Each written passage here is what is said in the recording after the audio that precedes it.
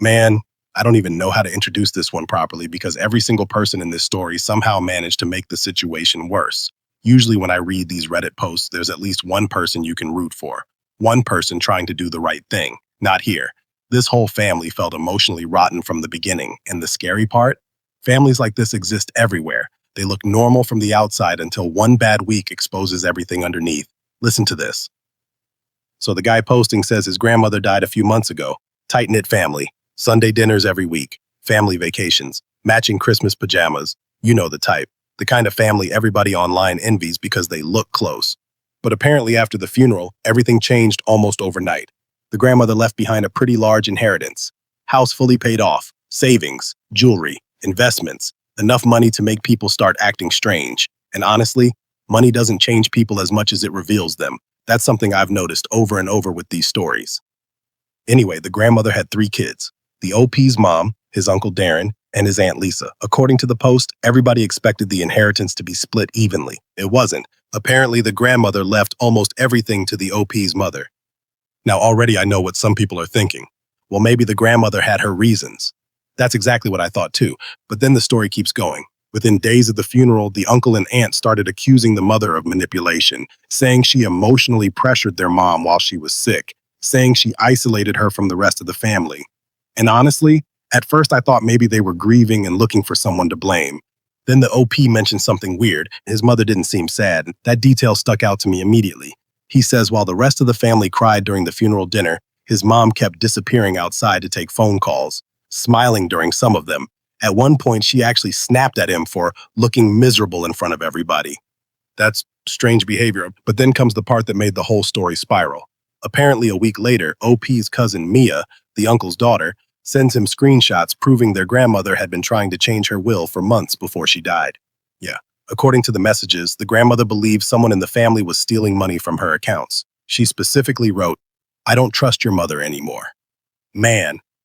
Now the OP says his stomach dropped because suddenly all the weird behavior started making sense. The rushed funeral arrangements, the sudden hostility, the way his mom kept demanding everyone move on whenever questions came up. So he confronts her, and this is where the story gets dark. Instead of denying anything, his mother starts crying immediately, says she deserved more after taking care of her mother for years, says her siblings abandoned the family and only showed up when money was involved. And honestly, here's where it gets complicated, because part of me actually understood her resentment a little. Caretakers do sometimes get abandoned while everyone else disappears. But then OP asks her one question. Did Grandma know you were moving money? Silence. That silence answered everything. Apparently, his mother had been transferring small amounts from the grandmother's accounts into her own for almost a year, not enough to immediately trigger suspicion, but enough that the grandmother eventually noticed. And this is where everybody somehow became terrible. Because instead of reporting it, the uncle tried blackmailing her for part of the inheritance to keep the family together.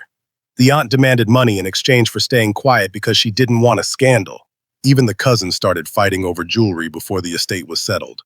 The OP says it stopped feeling like a family and started feeling like vultures fighting over roadkill. And that line honestly hit me hard, because grief reveals people in ways happiness never does.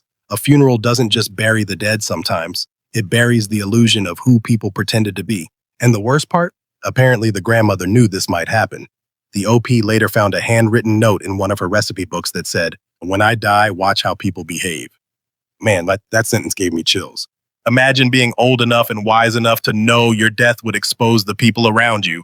The story ends with lawsuits starting between the siblings, cousins blocking each other, family traditions ending completely, Sunday dinners gone, holidays gone, relationships destroyed over money that probably won't even matter in 20 years.